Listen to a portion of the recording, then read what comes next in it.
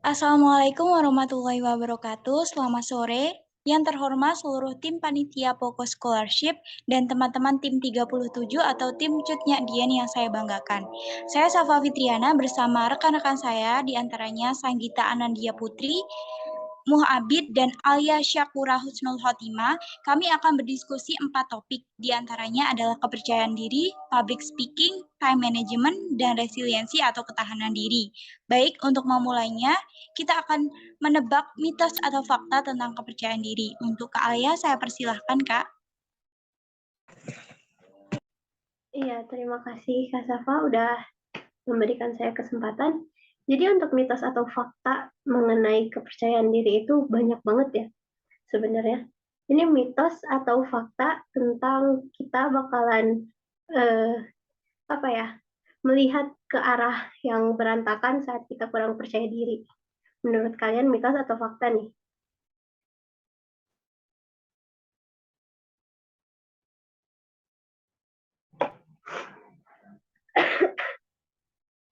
Menurut saya mitos sih, Kak. Karena kalau orang yang insecure atau orang yang kurang percaya diri, itu biasanya dia akan lebih meminta bantuan ke teman-teman atau lingkungan sekitarnya. Jadi dia nggak merasa sendiri dan dia akan melakukan segala hal dengan rapi dan tidak berantakan. Itu menurut saya, Kak. Ya, untuk itu memang bisa dikatakan mitos. Tapi kadang ada orang yang eh, kurang percaya diri di salah satunya public speaking, itu memang bakal kayak apa ya, dia mencari-cari ke arah lain demi mendapatkan kayak dukungan tapi bukan dukungan yang sesungguhnya gitu. Terus mitos atau fakta, kalau kita lagi gugup, lagi kurang percaya diri, kita bakal gemeteran gitu.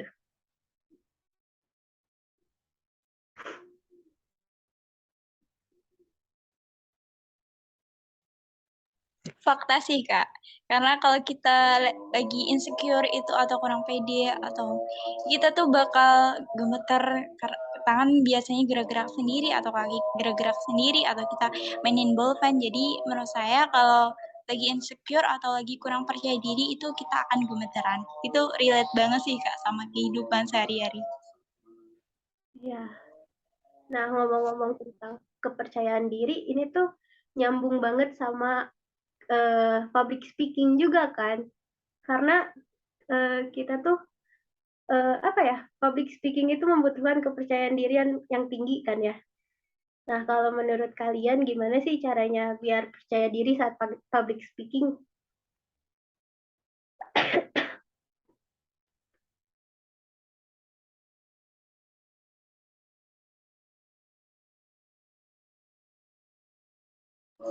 Menurut saya, Kak, jadi kita tuh biar nggak gemeteran, biar nggak insecure saat public speaking itu diantaranya adalah kita mengetahui latar belakang audiens kita. Kita udah paham benar-benar materi yang kita sampaikan. Jadi saat kita presentasi itu udah nggak ada nanti mau ngomong gimana, nanti aku blank apa enggak, karena udah persiapan tuh sebelumnya. Nah, saat public speaking juga kita tuh harus banyak gerak gitu. Kita harus interaktif, kita harus tanya-tanya ke audiens kita. Dan yang paling penting itu saat ada public speaking itu kita saat ya namanya manusia kadang kita suka blank gitu, bukan kita itu langsung terpaku, jadi kita bisa mengalihkan pembicaraan, tapi kita bisa tetap jadiin public speaking itu suatu kegiatan yang seru dan menyenangkan. Itu, Kak. Mungkin ada tambahan dari Kak Muhabid dan Kak Sanggita?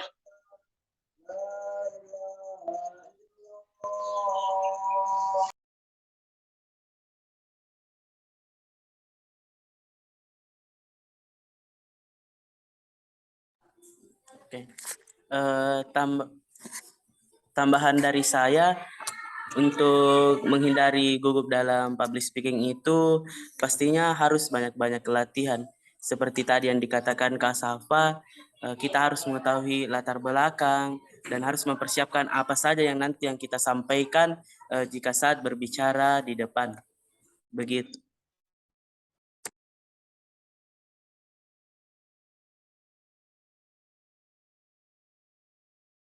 Wah, keren banget nih dari Kak Muhabid. Mungkin dari Kak Sanggita bisa menyampaikan pendapat atau argumennya, Kak?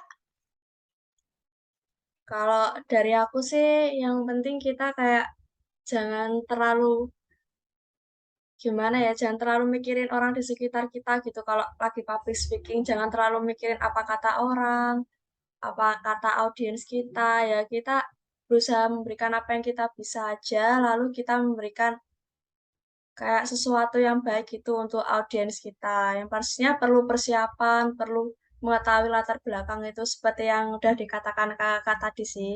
Itu aja, terima kasih. Iya, Kak. Jadi kita anggap kita lagi sendiri ya, Kak. Kita anggap gak ada orang atau kita anggap audiens itu patung. Jadi kita cuma bicara sendiri. Itu salah satu yang bisa ngilangin nervous sih, Kak, menurut aku. Iya, bener banget. That's right.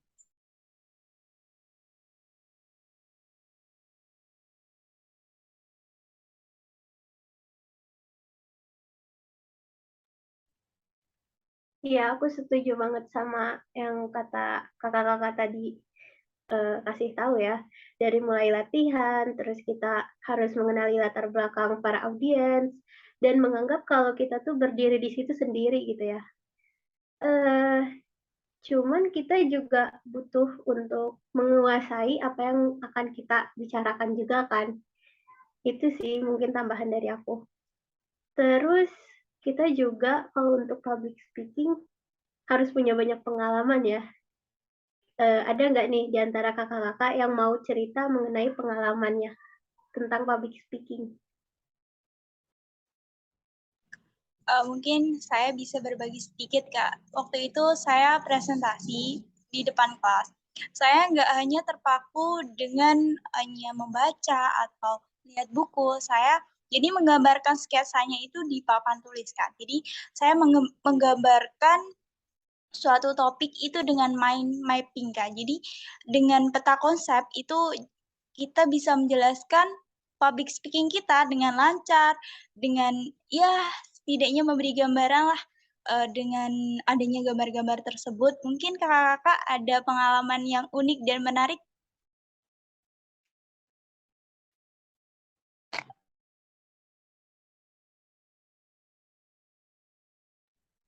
Untuk aku sendiri, pengalaman public speaking itu udah lama nggak aku rasain lagi ya. Karena terakhir itu di kelas 10 SMA. Tapi sejak kita sekolah, karena ada pandemi, kita sekolah online, public speaking skill aku tuh kayak menurun banget. Sekarang aja kayak ngomong sama orang tuh gugup banget gitu. Cuman sama aku tuh kadang dipaksain, udah jalanin aja karena habis kamu ngomong itu udah beres gitu. Ya, terus aku dapet tips dari guru aku kalau mau public speaking ya bagus, kalau mau lebih percaya diri, kita bisa lebih banyak baca buku gitu. Semakin menambahnya wawasan kita, kita juga akan semakin percaya diri gitu loh. Setuju banget sih, Kak.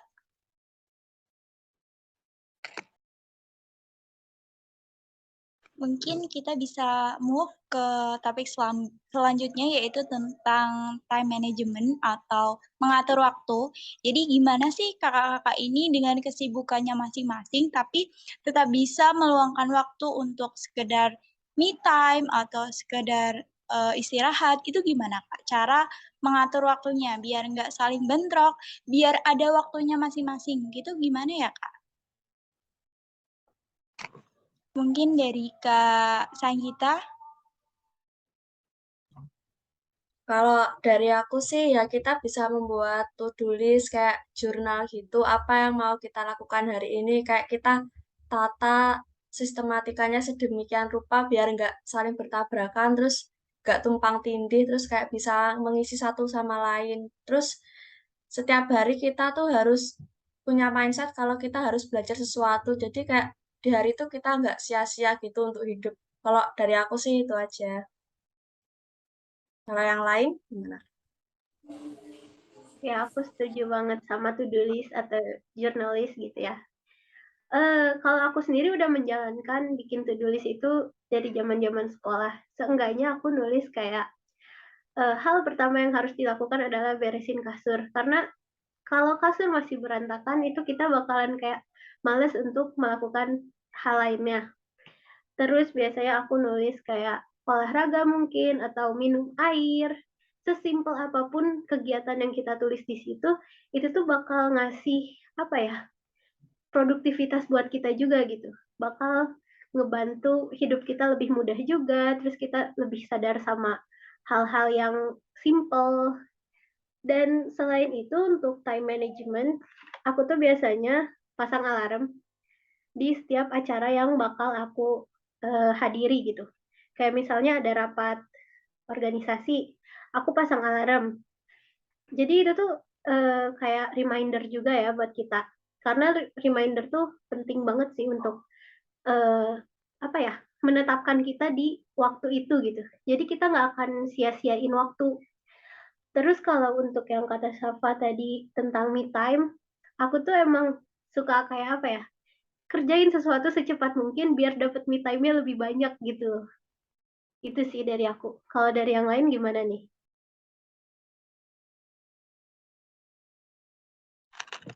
Nah, tadi kan dari Kak Sanggita dia punya jadwal belajar, sedangkan dari Kak Alia dia punya buat alarm atau reminder.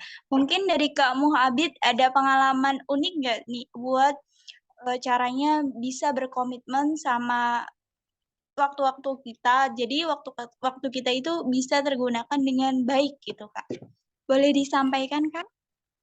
Baik, jadi kalau saya pribadi, saya sangat setuju tadi dengan Kak Sanggita, Kak Syakura mengenai tentang membuat skala prioritas. Nah, selain itu, menurut saya pribadi, cara mengatur waktu dengan baik itu saya dapatkan melalui organisasi. Nah, dengan berorganisasi, saya dapat mengatur jadwal saya dengan baik. Dan saya beri contoh terhadap teman saya yang tidak berorganisasi di dalam kelas. Bahkan cara saya mengatur saya lebih bagus daripada teman-teman saya yang tidak berorganisasi. Jadi salah satu cara saya mengatur waktu saya itu dengan berorganisasi, karena semakin sibuknya saya akan semakin kritis memikirkan untuk mengatur waktu saya dengan baik. Nah, Kak Muhabid kan ikut organisasi nih, Kak. Kakak sering nggak sih ngerasa capek banget nih karena udah ada tugas sekolah, masih ada rapat organisasi, belum lagi mikirin mungkin pekerjaan di rumah gitu. Jadi itu jatuhnya kan multitasking, Kak. Gimana cara Kakak biar Kakak bisa menjalankan semuanya itu dengan baik, dengan seimbang gitu, Kak? Biar akademisnya baik, tapi non-akademisnya juga baik.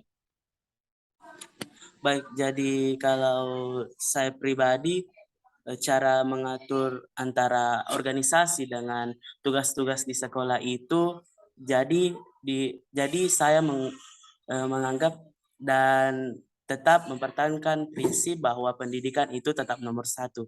Jadi saya selalu mendahulukan tugas-tugas sekolah saya. Nah, semisal ada waktu rapat, kegiatan organisasi bertepatan dengan kerja kelompok saya, maka saya akan dahulukan kerja kelompok saya. Karena organisasi di sekolah saya juga tidak menekan kita jika ingin mengerjakan tugas-tugas sekolah. Jadi di sekolah saya itu alhamdulillah guru-gurunya itu sangat baik dan sangat pengertian. Jika tugasnya sangat banyak, contoh pekan awal ini sekolah pastinya tugas-tugasnya sangat banyak, jadi gurunya itu di organisasi itu jarang untuk membuat pertemuan. Jadi selang beberapa waktu nanti tugas-tugasnya sudah normal, maka akan diadakannya lagi pertemuan organisasi, kegiatan-kegiatan. Begitu, Kak. Wah, salut banget nih sama Kak Muhabid yang bisa bagi waktunya dengan baik antara akademis dan non-akademis biar bisa tetap capai tujuan dari Kak Muhabid ini sendiri. Baik, kita akan move ke topik selanjutnya yaitu resiliensi atau ketahanan diri. Kadang saat kita nemuin sebuah masalah nih, kita tiba-tiba langsung down, kita nggak ada semangat, kita udah ngerasa hidup kita paling berat, padahal masih banyak orang lain tuh yang hidupnya lebih berat daripada kita. Kita langsung mikir, ah udahlah aku menyerah aja. Buat apa aku berjuang? Toh ini aku nggak akan bisa kok. Tapi kalau kita mau sejenak berpikir bahwa setiap masalah itu pasti punya jalan keluarnya masing-masing. Ininya apa? Ininya kita nggak boleh mudah menyerah. Kita harus belajar bahwa kegagalan itu bukan akhir segalanya. Justru dari kegagalan ini kita bisa lompat yang lebih tinggi lagi. Dari kegagalan kita bisa belajar, kita bisa evaluasi diri, sehingga kita bisa menjadi pribadi yang lebih baik lagi. Mungkin dari Kak Sanggita, Kak Muhabid, dan Kak Alia punya pengalaman kegagalan dan bagaimana cara mengatasi kegagalan ini biar kita tuh jadi pribadi yang lebih baik lagi ke depannya. Mungkin boleh dimulai dari Kak Alia terlebih dahulu, Kak. Oke, untuk kisah kegagalan ya. Aku punya, dan ini tuh baru banget terjadi sekitar 2-3 bulan yang lalu, waktu ada pengumuman SNMPTN, nama aku nggak ada di sana. Jadi itu udah termasuk gagal kan. Tapi kan di situ aku mikir lagi, ini bukan satu-satunya jalan. Aku langsung curhat ke orang tua, minta maaf, dan kayak mikir, ini kenapa aku belum bisa nih masuk ke universitas yang aku mau dengan jalur yang udah apa ya, bisa dibilang SNMPTN itu jalur paling mudah ya untuk masuk perkuliahan. Nah, terus dari situ aku tuh mulai mikir, oh ada SBMPTN, kita bisa ujian, dan aku tuh mikir kayak, ya udah deh coba aja. Ceritalah ke orang tua, kata orang tua ya udah ikut coba. Tapi pengumuman belum juga dapat. Terus ngelihat ada pokok scholarship, di sini aku juga kayak ini bakal dapat apa enggak ya, meskipun bukan buat sekolah, tapi seenggaknya ilmunya bisa aku terima gitu. Nah, dari situ aku cobain. Terus aku juga sempat cari-cari beasiswa ke universitas lain, karena memang orang tua aku bilang, terutama mama, kamu nggak boleh kerja kalau mau fokus kuliah, karena multitasking itu ya yang bikin kadang kita jadinya down atau gimana. Nah, terus aku cari-cari yang beasiswa, jadi biar meringankan beban orang tua juga gitu ya. Alhamdulillah, dapat yang pokok scholarship untuk ilmu public speaking dan soft skills. Terus alhamdulillah juga ini sekarang dapat masuk ke salah satu sekolah juga, dan beasiswanya masih dalam proses ya. Terus kan aku mengalami hal yang benar-benar kayak ditinju berkali-kali, ditolak beasiswa, ditolak SNM. Itu aku nggak pernah mikir kenapa sih hidup aku kayak gini.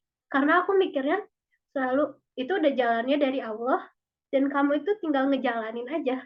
Kalau emang nggak bisa lewat jalan yang ini, kita bisa lewat jalan yang lainnya gitu. Karena banyak banget jalan yang Allah kasih, tapi kadang kita nggak lihat jalan itu gitu. Gitu sih dari aku.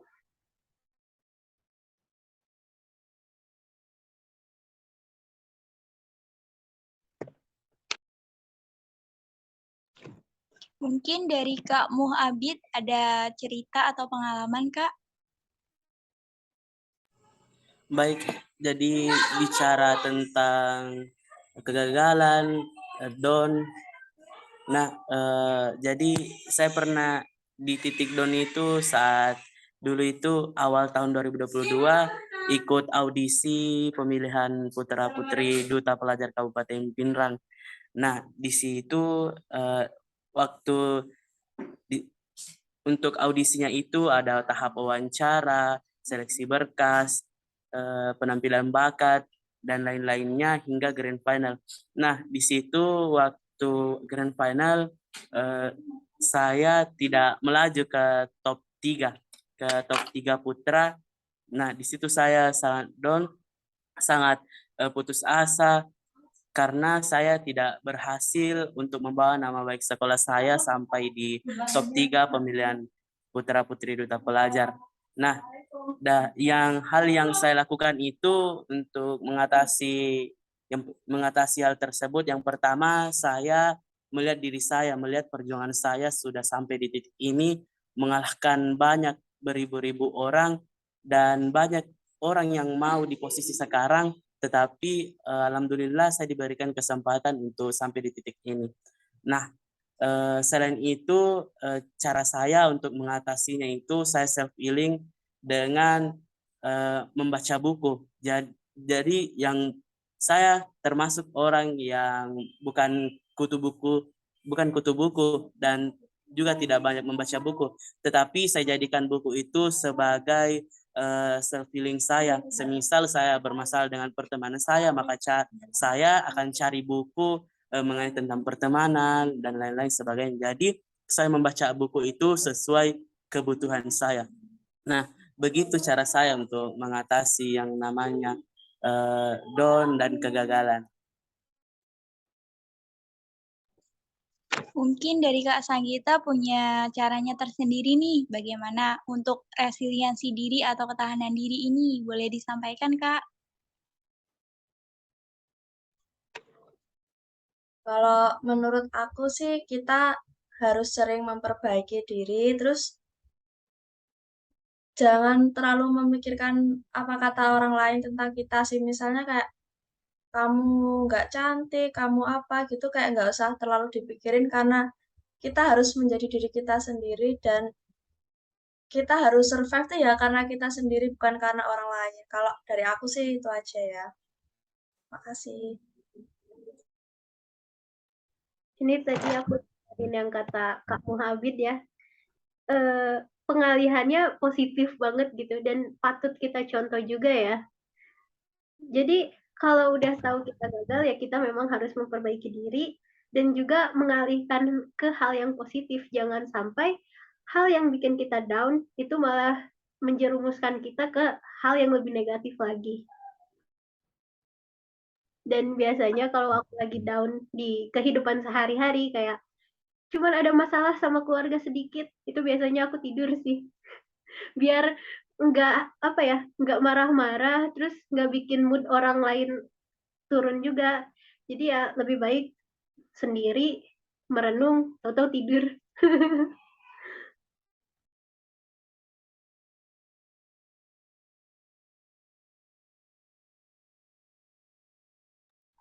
Wah, aku jujur aku speechless banget sih dengar dari pengalamannya Kak Alia, Kamu Abi, dan Kak Sanggita ini. Jujur aku juga pernah ngalamin yang namanya down atau gagal. Di satu saat gitu aku ngerasa perjuanganku selama ini sia-sia. Tapi semua yang udah aku usahain gak ada yang sia-sia kok gitu. Semua kegagalan, semua air mata, itu akan jadi sebuah kesuksesan di masa depan. Karena orang sukses itu lahir bukan dari kesenangan, bukan dari kebahagiaan, tapi mereka lahir dari penderitaan, dari air mata. Mereka yang sering kali gagal tapi tetap bisa berdiri, bisa bangkit lagi, dan bisa kembali menghidupkan semangat untuk terus berkembang dan bertumbuh di dalam bidangnya masing-masing. Karena jujur Kak, saya tuh punya teman-teman saya tuh kadang kalau udah gagal, ya udah dia langsung nyerah gitu aja. Padahal takdir kita itu ditentuin bukan dari sejauh mana kita itu untuk eee, apa ya namanya, untuk nggak percaya bahwa takdir itu nggak bisa diusahain. Kalau kita mau berusaha, kita mau, setidaknya berjuang lagi, akan ada peluang-peluang lain. Setidaknya jika kita tidak mendapatkan hal di satu titik, kita akan dapat hal di lain titik yang itu jauh lebih baik daripada yang lain gitu. Karena Tuhan itu udah menentukan apa yang terbaik buat kita. Apa yang menurut kita baik itu belum tentu terbaik untuk diri kita. Tapi apa yang Tuhan udah pilihkan untuk diri kita itu pasti udah yang terbaik untuk diri kita. Itu menurut saya. Jadi kesimpulannya saat proses resiliensi atau ketahanan diri ini pertama kita harus bertahan. dengan segala permasalahan yang ada, lalu kita bisa beradaptasi, kita bisa menyesuaikan diri dengan permasalahan, bagaimana kita menyelesaikan masalah tersebut, lalu kita bisa memulihkan diri dengan hal-hal yang positif. Contohnya dari Kak Muhabi dengan membaca buku, yang itu hal yang sangat-sangat positif, dan kita bisa berkembang nih dari hal yang semacam membaca buku tadi, kita bisa berkembang, ilmu pengetahuan kita bisa bertambah dengan adanya membaca buku tadi. Jadi nggak apa-apa banget kok kalau kita nyerah, kalau kita down, kalau kita ngerasa semua perjuangan kita itu sia-sia, nggak apa-apa banget, itu manusiawi. Tapi gimana cara kita untuk tetap menumbuhkan semangat untuk terus maju, untuk terus berkembang, untuk terus percaya bahwa Tuhan itu pasti memilihkan yang terbaik untuk kita. Jadi kita harus berusaha semaksimal mungkin, kita harus berdoa semaksimal mungkin untuk mencapai tujuan yang udah kita rencanakan sebelumnya.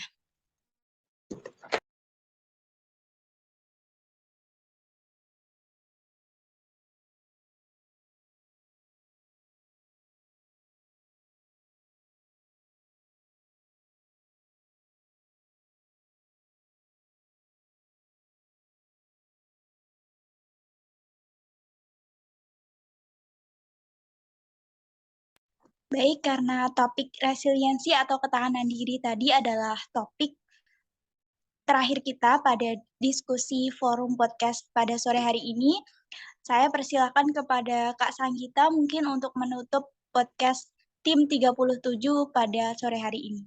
Silahkan, Kak. Wah, yang pastinya yang disampaikan kakak tadi sangatlah kayak mind blowing gitu, kayak kita jadi mikir, wah ternyata kita nggak sendiri gitu ya. Ya, untuk dari aku sih ya, kita harus tetap semangat. Intinya manusia tuh nggak ada yang sempurna, jadi kita harus berusaha untuk menjadi yang terbaik versi diri kita sendiri. Ya, kita tutup aja podcast kali ini ya guys ya. Untuk kritik dan saran bisa disampaikan. Wassalamualaikum warahmatullahi wabarakatuh. Waalaikumsalam warahmatullahi wabarakatuh. Terima kasih kakak-kakak semua. Semangat terus. Terima kasih Kak. Semangat.